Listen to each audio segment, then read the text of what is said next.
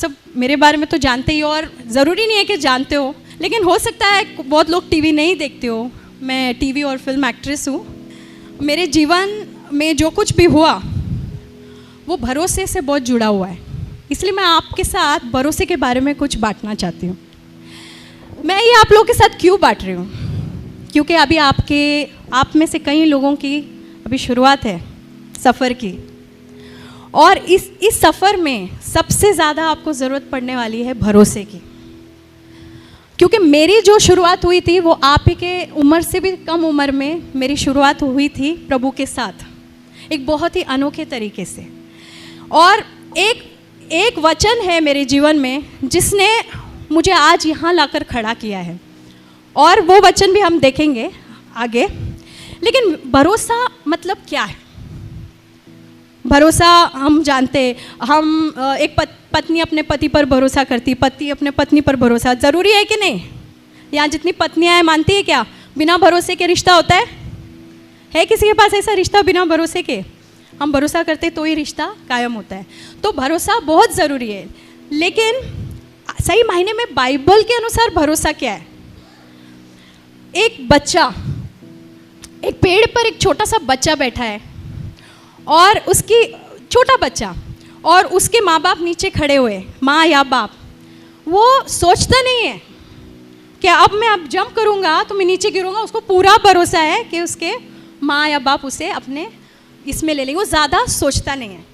उस तरह का भरोसा, उस तरह का भरोसा बाइबल उसके बारे में बात करता है, एक बच्चे के जैसे। यीशु ने कहा ना, जब तक तुम बच्चों की तरह नहीं बनोगे तुम परमेश्वर के राज्य में प्रवेश नहीं कर सकते। क्यों ऐसा बोला? क्योंकि वहाँ पे भरोसे की ज़रूरत होती है, और वो भरोसा एक बच्चा करता है अपने माँ बाप पे। सोचता नहीं है अरे थोड़ा सा इधर हो गया तो मैं गिर जाऊँगा, उधर हो गया। वो अपने आप को छोड़ देता है अपने माता पिता के हाथों में। वो माता पिता जो फिर भी पूरे सिद्ध नहीं है, हो सकता है वो चूक जाए, तो हमारा परमेश्वर कितना सिद्ध है ना? आमीन। तो हमारा परमेश्वर कितना महान है, और हम कितना अपने आप को उसके अंदर छोड़ सकते हैं, उस तरह का भरोसा। अब आप सोचो कि मैं क्यों इस बात को आपसे बांट रही हूँ, क्योंकि ये मेरे गवाही से बहुत जुड़ा हुआ है। मेरा पूरा जीवन इस भरोसे पे ही टिका हुआ है आज तक। एक और वचन देखेंगे हम, मत्ती की किताब 6:33। परमेश्वर के राज्य को खोजो, सत्य को खोजो, और तुम्हारी सारी ज़रूरतें पूरी होंगी। क्या होगी? पूरी होंगी। अगर आप मेरे पूरे जीवन को एक छोटे से इसमें डालना चाहते हो वचन में, तो वो ये है, परमेश्वर के राज्य को खोजना, उसके सत्य को खोजना। अब मेरी शुरुआत कहाँ पर हुई? मैं कभी एक्टर नहीं बनना चाहती थी। आप हैरान होंगे, आपको लगता होगा ये बचपन से ही सपने देखती होगी एक्टर बनने का, इसलिए एक्टर बन गई। मैं आप लोग से इसलिए बांट रही हूँ क्योंकि कभी कभी हम सोचते हैं कि हमारे जीवन में ऐसा होना चाहिए, लेकिन परमेश्वर की योजना आपके लिए उससे बेहतर होगी अगर आप उस पर भरोसा करोगे तो। किस तरह का भरोसा? वो बच्चे की तरह। किस तरह का भरोसा? उस कुर्सी पे बैठने वाला भरोसा, अपने जीवन की गाड़ी का ड्राइवर उसे बनाना। आमीन। तो मेरी शुरुआत जब हुई, मैं बहुत छोटी थी, 11 साल के एज में। मैं अन्य जाति से आती हूँ। 11 साल के एज में मेरे को बहुत सारे सवाल आ गए कि बहुत सारे भगवान हैं, बहुत सारे देव देवता है, तो सच्चा परमेश्वर कौन है? वो मेरे 11 साल के एज में मेरे माइंड में आना शुरू हुआ कि हम यहाँ पर है क्यों? हम खाते पीते, शादी करते, बच्चे होते, फिर वो भी बड़े हो जाते, फिर उनका हम देखते, इंश्योरेंस करते, ये करते, वो करते, फिर हम भी चले जाते। मकसद क्या है जीवन का? ये 11 साल की एज में है ना। यहाँ पे बहुत सारे ऐसे होंगे, है कि नहीं? आपको भी बहुत कम उम्र में ये बात आई होगी माइंड में, क्योंकि ये बात है ना, प्रभु ने हमारे लिए एक योजना बनाई, इसलिए वो हमारे माइंड में वो चीज़ आती है, क्योंकि वो हमें कहीं ले जाना चाह रहा है। और उस वक्त मुझे यीशु के बारे में कुछ भी नहीं पता था। मैं उस मार्ग में चल ही नहीं रही थी, और ना ही मुझे इंटरेस्ट था। मैं सच कह रही हूँ आपको, मैं बहुत ही साधारण इंसान हूँ, आप ही की तरह, सब कमज़ोरियों के साथ। मैं वैसे ही थी जैसे आप हो, वैसे ही हूँ। तो मेरे को यीशु में जाना ही नहीं था, मेरे को चिढ़ आती थी एक्चुअली यीशु के नाम से। और कोई मुझे बोलता बाइबल पढ़ो तो मैं बोलती थी नहीं चाहिए, ऐसी थी मैं। लेकिन बाकी सब पढ़ती थी मैं, 6 बार मैंने पढ़ लिया बाकी सब किताबें। क्यों? मुझे इंटरेस्ट था जानने के लिए सच्चा परमेश्वर कौन है, सच्चा परमेश्वर कौन है। एक दिन मैं बहुत ही निराश हो गई। मैं टेरेस पर गई, अपने बिल्डिंग के, वो बंगला था हैदराबाद में, बाजू वाले के बंगले में। हम लोग के पास बंगला भी नहीं था, हम लोग छोटे से घर में रहते थे। तो वो बंगले पे गई और मैंने फूट फूट के रोना शुरू किया। हमारे लाइफ में वैसे भी बहुत प्रॉब्लम्स चल रही थी। फूट फूट के रोना शुरू किया और मैंने बोला तू कौन है, तू मुझे बता, मैं जानना चाहती हूँ तू कौन है। ऐसे आसमान को देख के मैंने बोला तू अदृश्य परमेश्वर, मैं नहीं जानती तू कौन है, पर तू मुझे बता। मैं तेरे को कोई नाम नहीं देती, कोई धर्म नहीं देती हूँ, बट तू मुझे अपने आप को प्रकट कर। मैं सब कुछ तेरे हाथों में छोड़ती हूँ। अब आगे क्या होगा तू ही देख ले, तू मुझे बता तू कौन है बस। और मेरे को रातों को नींद नहीं आती थी इस बात को लेकर कि परमेश्वर कौन है एक्चुअली, वो एक जीवित परमेश्वर कौन है इतने सारे नामों में। और फिर ये मैंने बात उनके हाथों में छोड़ दी। मुझे साइंटिस्ट बनना था, पढ़ाई में बहुत रुचि थी मेरी, और हालांकि पढ़ाई में बहुत गैप्स आए प्रॉब्लम की वजह से। तो जब मैं 10वीं कर रही थी मुझे लगा कि मैं कॉलेज भी जाऊंगी। मेरा प्राइवेट 10th कर रही थी, मैंने फॉर्म्स भी भर दिए थे। ये जब मैं 16 साल की थी, ये तब की बात है। तब तक ये सवाल और भी गहरा होता गया। मैंने गॉड से टेरेस पर ये रो के पूछा। उसके 3 महीने के अंदर कुछ ऐसा बड़ा हादसा हुआ, मेरे पिताजी गायब हो गए। वो मुंबई में रहते थे, हमारे खर्चे के लिए वहाँ यहाँ से मुंबई से हैदराबाद पैसे भेजते थे। उसी खर्चे पे, उसी पैसे पे हमारा घर चलता था, रेंट, खाना पीना जो भी है। मैं, मेरी मम्मी और मेरी छोटी बहन। अब वो कहाँ गायब हो गए पता नहीं, ना पैसे आ रहे ना फ़ोन आ रहा है। मुंबई फ़ोन कर रहे तो कुछ पता नहीं, कुछ पता नहीं। ये 3 महीने के अंदर जो मैं टेरेस पे जाके यीशु से, परमेश्वर से, यीशु तो तभी पता ही नहीं था, परमेश्वर से मैंने बोला तू मुझे रास्ता बता, तू कौन है। ये 3 महीने के अंदर ये सब कुछ होने लगा। मेरा SSC कंप्लीट हो गया, तब तक कॉलेज के फॉर्म्स भरने तैयारी हो रही थी। इतने में ये हुआ, मम्मी बोली चलो मुंबई चलते, देखना पड़ेगा किधर है वो, वरना हम लोग गुजारा कैसे करेंगे, कोई नहीं हमारी मदद करने वाला, कोई भी नहीं। क्योंकि मम्मी भी बहुत गरीब परिवार से आती थी, तो डैडी थोड़े से पैसे वाले थे, लेकिन उनके भी बहुत सारे लिटिगेशन प्रॉब्लम्स, ये वो बहुत कुछ चल रहा था हमारे जीवन में। तो चलो हम मुंबई चलते। तो मुंबई आए हम लोग, ढूंढने लगे, उधार के पैसे लेके आए किसी से, ढूंढने लगे। एक छोटे से लॉज में ठहरे, आज भी वो लॉज वैसे के वैसा ही है उधर, airport palace, Santa cruise east में। अभी भी मैं जाके पिक्चर्स निकाल के लाई वहाँ पे। हाँ, इट्स जस्ट लाइक दैट। कुछ बना नहीं, पेंटिंग नहीं हुई उस बिल्डिंग की ठीक से, वैसे के वैसे ही इतने सालों में। मैं 16 साल की थी तभी। तो उस लॉज में हम लोग ठहरे थे। 10-11 दिन ऐसे ही निकल गए, डैडी मिले ही नहीं। जिधर जिधर हम जाके ढूंढ सकते थे सब जगह ढूंढा, किधर भी नहीं मिले। मम्मी ने बाद में हमको बताया कि उसने सोचा पैसे ख़त्म हो गए, अगले दिन खाने के पैसे नहीं, 4 दिन होटल के पैसे नहीं भरे थे हम लोगों ने। होटल वालों को पता नहीं था, नहीं तो हमारा बोरिया बिस्तर बाहर कर देते, हमको फेंक देते थे बाहर। वो अभी तक मम्मी ने उनको बताया नहीं था कि हमारे पास पैसे नहीं। उनको लगा अब तक दिया है तो दे देंगे आगे। फिर मम्मी ने बताया कि उन्होंने प्लानिंग बनाई थी हमें जहर देकर हमको ख़त्म करना, खुद भी ले लेती थी अगले दिन, ऐसा उनका प्लान था। लेकिन उन्होंने सुना था यीशु के बारे में बहुत पहले। वो यीशु को मानती थी लेकिन पूरा सब छोड़ छाड़ चुकी थी। और अब उन्होंने सुना था एक चर्च के बारे में, तो वो बोली कि चलो चलते। तो मैंने बोला मेरे को नहीं आना है, मैं क्यों आऊँ, मेरे को ये कौन है ये परमेश्वर, मेरे को नहीं पता, ये खुद सूली पर है, ये मेरी क्या मदद करेगा, ऐसा मैं सोचती थी। और बोले नहीं तुम चलो, तुम लोग को मैं अकेला नहीं छोड़ सकती है होटल रूम में, तुम चलो, तुम लोग बाहर खड़े रहना, अंदर मत आना, तुमको नहीं विश्वास है। मैं बाहर ही खड़ी रही, मैं अंदर नहीं गई। इतना मेरे अंदर वो था कि नहीं जाना है मतलब नहीं जाना, मेरे को नहीं पता, जो चीज़ में मेरे को विश्वास नहीं मैं क्यों मानूँ ऐसा। तो मैं बाहर खड़ी थी और उस वक्त मुझे पवित्र आत्मा कौन है कुछ नहीं पता, मैंने बाइबल पढ़ा भी नहीं था, एक पन्ना नहीं पढ़ा था बाइबल का।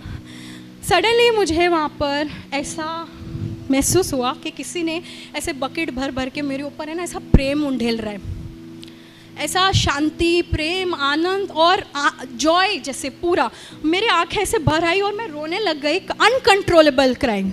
मेरा पूरा शरीर ऐसे काँप रहा था और मुझे समझ में नहीं आ रहा मुझे उधर क्या हो रहा है। मैं बाहर वरांडा में खड़ी हूँ, अंदर भी नहीं गई, मुझे समझ में नहीं आ रहा है क्या हो रहा है। मम्मी बाहर आई तो बोली क्या हो गया, मैंने बोला कुछ हो रहा है मुझे। तो बोली चल चल अभी चलते। तो मम्मी रूम में आए, कुछ बुकलेट्स थे वो दोपहर में भी प्रार्थना कर रही थी मम्मी। मेरी सिस्टर को भी इतना कुछ पढ़ा नहीं था, वो समझ ही नहीं थी, वो 12 साल की थी तभी। शाम के 6 बजे मैं अपने रूम का दरवाज़ा, होटल रूम का, खोलते हैं, वहाँ पे एक वरांडा है, 3 रूम ऐसे थे, 3 रूम ऐसे, नीचे रिसेप्शन था, छोटा सा लॉज था। बिल्कुल हमारे चौखट के बाहर, अगले दिन खाने के पैसे नहीं हैं, वो उस दिन लास्ट था हमारे पास खाने के पैसे, बिल्कुल हमारे चौखट के बाहर 100 रुपये का ऐसा bundle, just outside our door. ऐसे नोट जो बैंक से निकले हुए, जिस पे एक पेन या पान का दाग नहीं, उन दिनों में तो बहुत गंदे नोट होते थे, ऐसा नोट जैसे अभी किसी ने बैंक से निकाला हो, ऐसा नोट मैं हाथ में, मैं कांप रही हूँ, मैं मम्मी को जाके दिया तो मम्मी ने बोला कि इधर ही रख पैसे, बोलना मत पैसे हमारे पास है, नहीं तो कोई भी बोलेगा मेरा है करके, नीचे जा पूछ कि किसी का पैसा गुम हो गया है या चोरी हुआ है कि क्या है। हो सकता है कस्टमर जब सामने वाला हो उसके पॉकेट से गिर गया हो, नीचे जाके पूछा वो वेटर वो लोग से, तो बोले बेबी ऐसा क्यों पूछ रहे हो, ऐसा तो कुछ नहीं है।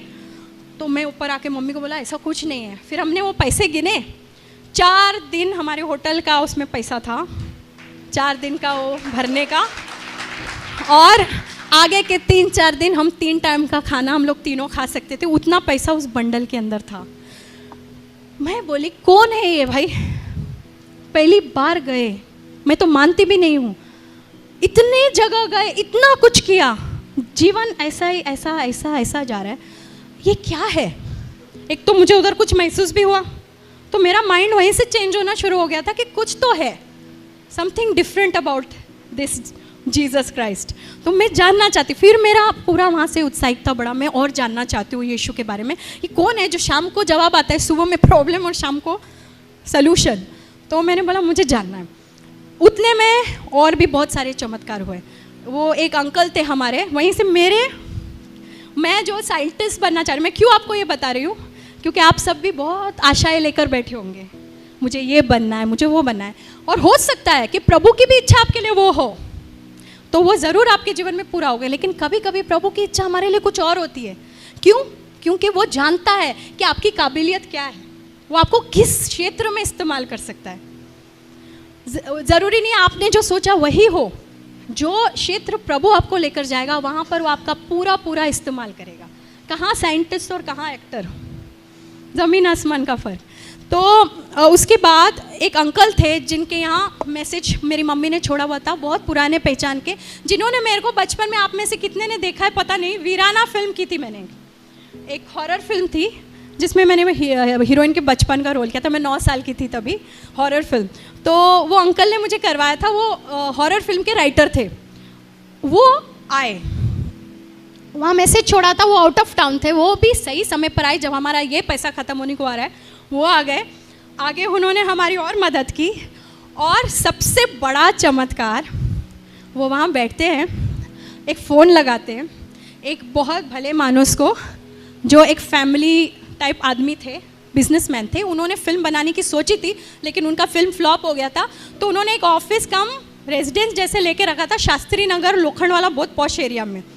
अब वो 8 महीने का रेंट भर चुके थे वहाँ पे, और वो ऑफिस यूज़ ही नहीं कर रहे थे, और वो जो लैंडलॉर्ड थी वो पैसे वापस नहीं कर रही थी, बोली कि 8 महीना रह के आप छोड़ दो। वो खाली घर ऐसे ही पड़ा था, फुल्ली फर्निश्ड। इनको उसी वक्त उनकी याद आना, ये उनको फ़ोन करके बोलते हैं कि एक फैमिली है, परिवार, इनके डैडी अभी तक इनको मिले नहीं हैं। तो उनके खुद के 3 बेटियाँ, तो उनको भी फीलिंग हुई, वो ममता जगी उनमें, और बोला कि इनको आने दो, रहने दो, जब तक इनके डैडी मिलते 2-3 महीना, हम सीधा एक लॉज रूम से सीधा एक पूरे बहुत ही फुली फर्निश्ड टीवी फ्रिज वाले घर में हम लोग शिफ्ट हो गए, और वो भी बिना किसी मतलब, बिना किसी गलत इसके। मैंने ऐसा प्रभु का, मैं अभी इतना समय नहीं है मैं सब बांटूं, पर इतनी चीज़ें हुई, अनबिलीवेबल चीज़ें, जैसे मतलब आप सोच नहीं सकते। प्रभु ने जो कहा ना, तुम विश्वास करोगे, तुम पहाड़ से कहोगे यहाँ से वहाँ हो जा, और वो होगा। शायद पहाड़ नहीं हुआ अब तक, क्योंकि हमारा विश्वास भी अभी वो लेवल में पहुँचा नहीं, लेकिन बहुत ऐसी चीज़ें हुई जो नहीं, असंभव थी मेरे जीवन में। और बहुत बड़ी कहानी को थोड़ा छोटा करते हुए, मैं ऐसे एक्टर बनी, वहाँ से मेरी शुरुआत हुई। मुझे फिल्म्स मिलते गए, मेरा फ़ोटो सेशन फ्री में हो गया, फिल्म्स मिलते गए, नया प्रोड्यूसर, नया हीरो, फिल्म बनी नहीं, अच्छे लोग थे, गलत काम नहीं था उसमें, फिल्म्स बनी नहीं लेकिन पैसे आते रहे 3-4 फिल्में बनी नहीं मेरी, पर मेरे को पैसे मिलते रहे, मेरा गुजारा शुरू हो गया। डैडी मिले ही नहीं, 2 साल बाद मिले डैडी। अब वो दूसरी कहानी है, मैं बोलना नहीं चाहती, लेकिन वो 2 साल तक नहीं मिले। 2 साल तक पिता परमेश्वर ने हमारी रक्षा की, पिता परमेश्वर ने हमें देखा, हमें उस मोड़ पर आने नहीं दिया जहाँ पे गेम ख़त्म, क्या बोलते हैं बंटा लैंग्वेज में गेम ख़त्म, खलास, वो नहीं होने दिया, और हमें सुरक्षित संभाल कर रखा, हमारी सारी ज़रूरतें पूरा करता गया। और मैं ये नहीं कह रही हूँ कि सब कुछ स्मूथ हो गया, वो भी गलत होगा, परीक्षाएं आई और आती हैं। अगर हम प्रभु के वचन में पूरी तरह से विश्वास करके उन पर निर्भर होकर पूरा भरोसा करेंगे तो हमारा भविष्य सुनहरा ही नहीं, सफल ही नहीं, बहुत बहुत अच्छा होगा। आप सब इतिहास बनाने वाले बन जाएंगे। आमीन। यस, सब इतिहास बनाने वाले बन जाएंगे। अभी शक्तिमान, मैं नहीं कहती हूँ मैंने कोई बड़ा काम किया है, कोई मतलब देश को बचाने वाला काम है, ऐसा कुछ नहीं है, लेकिन शक्तिमान इतिहास के पन्ने में चला गया है। और किसने? प्रभु ने किया मेरे जीवन में, धन्यवाद हो उनका। और आने वाले कल में बहुत कुछ होने वाला है, मुझे पता है। अभी वो क्या कहा ब्रदर ने, पिक्चर अभी बाकी है, अभी ख़त्म नहीं हुई है पिक्चर। आमीन। सो आइए हम खड़े होकर प्रभु के लिए गाना गाएंगे।